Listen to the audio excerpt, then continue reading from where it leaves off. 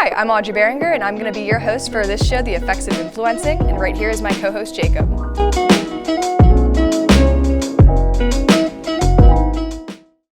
This week, we're going to be talking about the difference between influencers and celebrities. So first, I want to get into the difference primarily in roles, jobs, opportunities, and status between the two. So typically, what comes to your mind when you think about what an influencer is? Well, at this point in our history right now, we're in the digital age. So when we think of influencer, I think of someone on TikTok a lot, on Instagram, promoting brands, but not to a certain extent of what celebrities do. If we saw an influencer in a TV show, it would be a special moment, but not in the same way that it's special to see a celebrity that you like in your favorite TV show. It would almost be oh, this is their big break. They got that opportunity to step in here and do that. Whereas if it's a celebrity in your favorite TV show, you're oh, they got them for this. They got them to agree to that. Somehow they got them on this show. Yeah. So I feel that's it, in terms of jobs, opportunities, that's a big one. I feel also invitations to award shows, things like that. I think that Khloe Kardashian just attended her first Met Gala this year. Okay, yes, yeah. I think I did hear about this. When did Kim and Kylie and all them first? A couple years ago? It's been a number of years since their first, but Khloe had held out, and I heard rumors that it was because she was considered more of a C-list celebrity as opposed to her sisters who are B or A-list. Interesting. Wow. Yes, right? I would consider them all A-list, but at this certain point, but maybe at that time, maybe not. But. Yeah. Let's talk about difference in careers, jobs, what they're doing. Several influencers have been starting their own kind of companies, which is what you would consider of a celebrity. Going back to the Kardashians have, I think, 13 companies now. Yeah.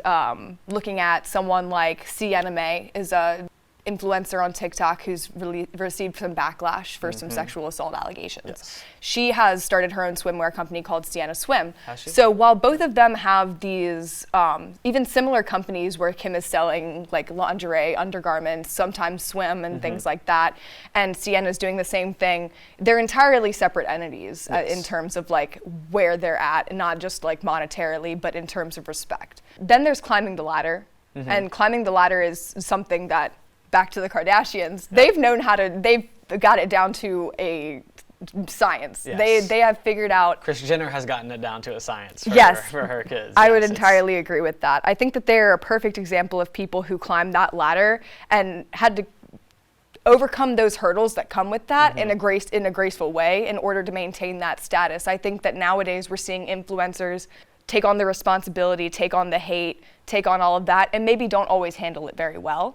And that's a lot of the time their downfall. That's when the cancel culture comes in. Yeah. And why do you think that is? Why do you think influencers have a harder time with backlash or anything, even comments, negative comments and stuff? Why do you think celebrities are they're not bred for it? Yes. They're not bred for it. And a lot of celebrities, even Kris Jenner's mother, going back to the Kardashians, Kris Jenner's mom was an etiquette coach, a model, and an entrepreneur. She opened up her own boutique. And I'm assuming that although they did not have this extreme status, they didn't have these deep connections, Kris started making once she entered that. But it was because of those etiquette lessons, the modeling, all of the real life experience that she started at a young age. She was more raised into it than one would typically think of somebody who breaks into stardom. Yes. So I agree with that. Although she didn't have a huge start, she did sort of have her foot in the door in terms of having those skills that's necessary to make you into that kind of person who can handle those types of things. Yeah. More on the Kardashians, I want to talk about how Kris, when she was 17, sort of made her way really into the public eye when she was dating golfer Chris Sanudo from Mexico. Okay. He was about 10 years older than her at the time, I believe, and their relationship ended after allegations came out that she was caught cheating on Sanudo with future husband Robert Kardashian. Yes. Rumors have also come out since then saying maybe OJ as well, but interesting. I've never heard of those. Those were not as widely. That'd be some pretty. Well, there's the rumor that news. OJ is Khloe's dad. Also true. I have heard of that conspiracy theory. But moving forward, besides the point. Besides the point. So she then decided that she wanted a little break, a little bit of free time after the relationship with Sanudo. Decided to be a flight attendant, and she actually intercepted Robert and OJ coming back from, I believe it was the World Cup. I could be wrong about that. I But think it was definitely some sporting event. they were coming back from Yes. some overseas sporting event. Yes. They landed in New York, and Jenner was working as the flight attendant. a flight attendant. This is before she was Jenner. But Oh yeah. the pair met for the first time at the Del Mar racetrack in California. And this was a number of years prior, during her relationship with Sanudo, I believe. Yes. And their reconnection, I think that Robert proposed twice. And Okay, I so didn't know 2 that. years after their reconnection, they became engaged, became married, and then had 4 children.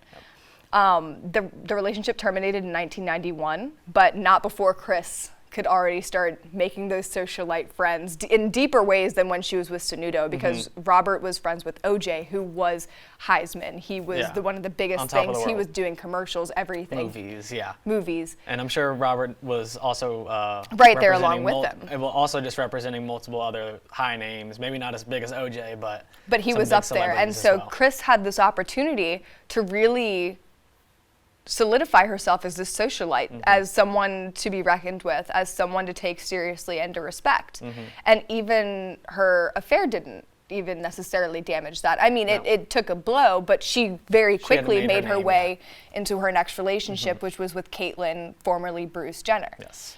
And this relationship was, I mean, as Chris has said now, Robert was the love of her life. She appreciates Caitlyn for all that she did for her, but everything started sort of getting different. Robert and Chris both go on to remarry, and then we see the beginnings of Robert and Chris's kids starting to, the Kardashian children, starting to really come into themselves. They're making friends with celebrity children. They are starting to really make their way into the world, getting their first jobs, which Kim initially worked as. She totaled her car actually, and her dad told her that he would buy her a new one if she worked to pay for all of the maintenance. So she worked for 4 years at a boutique before she, in 2007, became Ray J's sister's stylist. Ray J was her boyfriend at the time, and at the same time she became Paris Hilton, her childhood friend, closet organizer and assistant. Now, things went south in 2007, and things sort of took a turn, and the infamous Kim Kardashian Superstar was released. Yes. And We won't get into that. we won't. There's no need. You already know. We all know. But Kim Kardashian Superstar was released, and it has been wildly claimed that because Keeping Up with the Kardashians was set to air that very same year, that this was a publicity stunt to gain viewership. And all accounts of this have been denied by the Kardashian Jenner family and everything, but it's been widely speculated. Yeah, I've actually never heard of that though. That makes a lot of sense if that was. It's been very widely speculated that Kris Jenner had some knowledge about the tape pre-tape coming out. But then moving forward, we have this big scandal come out. The Kardashians need to sit down and have a meeting to figure out where they're going to go from this. The first season of their show is a hit. This sex tape is out there, and we need to figure out what direction the family is going to head in. Are we going to be taken more seriously? Are we going to be funny? Are we going to be whatever? They And need to find like their Chris fitting. really found her place as a manager through all of this. She really found her calling, and it wasn't just being a socialite. It was taking care. It was not just taking care of her kids, but managing these businesses that her family has poured themselves into. Yes. And they all needed to find a way to flip this humiliating situation and the show even becoming a laughing stock. I mean, it was popular, but was it popular for the right reasons? Yeah, that's a So good they all question. needed to sit down in that moment and decide, are we going to crack under this pressure? Are we going to let it eat us? Or are we going to accept that this is the role that we have for now, and then we flip it as we move forward? We are going to, inch by inch, move up this ladder. We so are what- going to gain that respect. And so what route do you think they took to like do that? I think that Chris likely encouraged her daughters to meet whoever they could and wanted to. Yeah. I think that she's probably happy when each of her daughters had a marriage with a successful man. Yeah. I mean, but wouldn't any mother? Can we blame Kris That is Jenner? true. That is true. So Rob Kardashian, their son, obviously married Black China and has a daughter with her. Yes. The two have sort of separated themselves from the family, so it's hard to say how. I mean, if you're going to analyze it in the same way, I suppose that they did kind of crack under that pressure and need to take that step out of the spotlight, be in the public, because there were some not great things coming out about the two of them right before they had their child, and like, you know, I've heard a couple of rumors after, which I don't care to discuss, but the takeaway from that is that the entire family wasn't ready to grow at that pace. The entire family wasn't on board with these goals, which is important to consider how successful they really were if they lost out on Rob. Yep, it's true. And if that they lost out on this granddaughter that they have. And so I think that that's an entirely different point to analyze as well. But moving into Kourtney, who had the longest standing relationship at one point with Scott Disick, who did not come from money in any like real like solid way. He was orphaned at a younger age, and I think the two met at some sort of event or party, and they hit it off, and they ended up having 3 children, and they obviously fell in love with Scott. But I think that relationship was also kept because they knew how strong it was for their image to have Kourtney and Scott, to have that in the headlines, That's to true. always be able to count on publicity. Kourtney and Scott is always news. And so I think that Kris, while she loves Kourtney and loves Scott, I think she loved what they did for the family as well. Yes. And then moving into Khloe and the scandals that have happened in her life, you know, no mother would be happy about any of that happening, but it does show like it shows what entering that life can mean. You got to see how hurt Khloe was from all the betrayals that she went through, and also like publicly, to where like she wasn't suffering in private. She was, and that's a whole nother aspect, is that suffering becomes public. When you look at how everything's gone, they've been on air for 14 years. Yeah, when you reach that point, now. everything in your personal life is. They've been on air since publicized. 2007. Yes. And that is an extremely long time to grow in front of an audience. And how does that shape you? Yep. How does that affect you? And I think that seeing how well they've learned to handle all of this under pressure, you learn to sympathize, because it doesn't feel like they can always feel their emotions as strong as they want to, at least not as publicly. You definitely have to learn how to regulate and things like that when you hold this kind of position. But every single one of those women have done it well. And then finally, the crown gem of the Kardashian family, arguably Kim Kardashian, has just terminated her 3rd marriage. Yes. She just finished she has in March become legally single from Kanye West. Yes. And that has entirely spiraled. Yes. Since Been a mess. since she filed for divorce in 2021.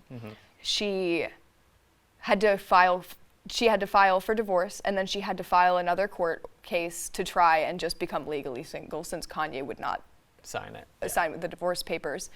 And through the midst of all of that, she was trying to find love again with Pete Davidson, whom sort of did grow. I mean, he was never an influencer, but he was never really a celebrity until a few years ago. That is true. Yeah, he kind of blew up out of nowhere. That's one of those people who got pulled straight into it. Yes. And they didn't have to go through that level. So it's an entirely different case. But in the case of Kim and Kanye, you get to see how all of the things that have happened, and even in their marriage, when Kim got held at gunpoint in 2016 in Paris. Yep, and then she got robbed.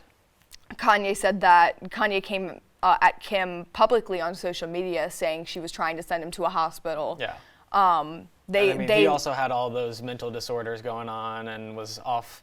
Well, he came out in 2021, last January, came out with a song that, 1, dissed Pete Davidson. Yes. And 2, is that not the same song that said no, I'm wrong. On Ye is when he said that he had bipolar. Yes, yeah. I mean, his album Ye is like it's about bipolar disorder. So that was we all kind of knew after like the Fantasy and the VMAs, after like the whole Taylor incident, and he had to like take a second. And he's been struggling through that since, but 2018 is like kind of when it was like confirmed that like he has bipolar disorder, and Yes. along with some other disorders as well. And Kanye is a very interesting part of the Kardashian story because he elevated Kim on such a very real, visible Yes. level. And especially if you paid attention to the Kardashians, the new version of Keeping Up with the Kardashians, which the Kardashians are now actually producers for. Yes. They talk about all of that. They talk about the way that all of this went down and the way that it's affected them. And I think that, you know, it's got to be difficult to live through this kind of lens.